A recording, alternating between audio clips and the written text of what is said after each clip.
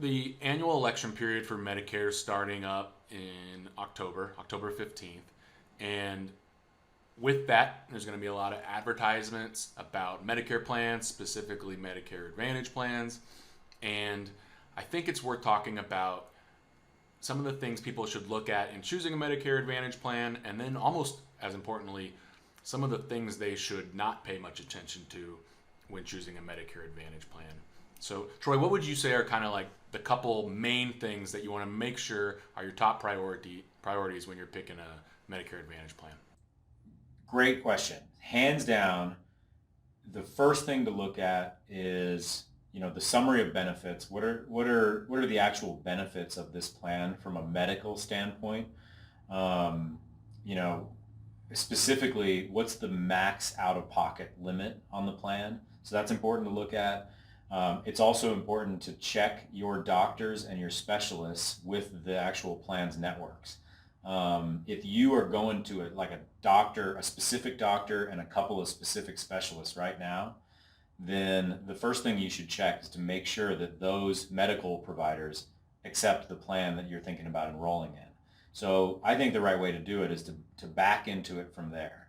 Now, if you don't have a primary care doctor, or you don't care who your doctor is, or you're kind of looking at changing doctors anyways, then that opens up a lot of flexibility. But it's still important to know that when you enroll in a Medicare Advantage plan, you're getting your Medicare benefits from something aside from Medicare. It's from the insurance company, and you got to check who are the providers, who are the network providers. Next up, you look at the summary of benefits and say, what's the max out-of-pocket limit? Sometimes it's $3,400, sometimes it's up to $6,700 dollars on an annual calendar year basis. So if you go with a plan that has a $6,700 max out-of-pocket, and then you have something very expensive happen, it means you could have $6,700 out of pocket. Potentially it could be the end of one year, and then it could start over again the beginning of the next year if you have that type of plan. So that's an important factor. And then way down the list is the frills, which is a gym membership or a dental plan or a routine vision benefit that's in there. And all the time I see them advertise on TV that, Medicare Advantage plans have dental and vision. Everybody wants dental and vision. And that's a great benefit. And some of the plans have it, and it works really well, and that's great. But you should also be considering, if I enroll in this plan and then I get really, really sick, how expensive is this going to get, and what doctors can I go to? Because that's a pretty major factor too. You don't really think of it until you get there, because right now maybe all you need is dental and vision. But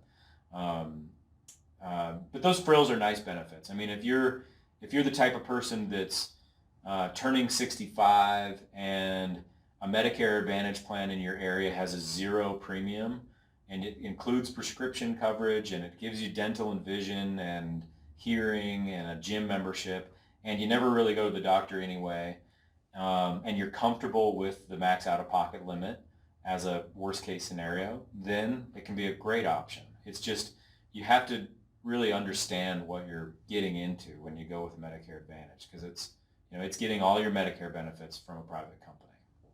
You mentioned just now the plans including prescription coverage. Is that something that's sort of a determining factor for you between plans, how well it covers someone's individual prescriptions? Yeah, definitely. It's important to check the prescriptions on Medicare.gov. You can run the report just like you run a Medicare Part D report, but instead it's Medicare Advantage. And it's important to enter those prescriptions and dosages in correctly, choose the pharmacy you want to shop at, and then see how well does that plan work. And a lot of the plans do pretty well with prescriptions. They're pretty similar to Medicare Part D plans from prescription coverage wise. So I'll do my best to kind of summarize. Tell me if I got it right. So in evaluating a Medicare Advantage plan, you're first going to want to look at the actual health benefits of it, which includes the out-of-pocket maximum. You're next going to look at if your doctor is covered in network, because these plans are network plans. They're either HMO or PPO usually. So not like Medicare supplement where you can go anywhere. So you want to make sure it's a network. And then a little further down the line, you're going to definitely want to evaluate your prescription drugs and see if they work with that plan. And then maybe like the frills you were talking about are kind of a tiebreaker between plans. Is that fair? I would say definitely, yeah. I mean, think of them as frills because that's what they are. But it's the meat of the plan that you really want to pay attention to and make sure you're picking the right one.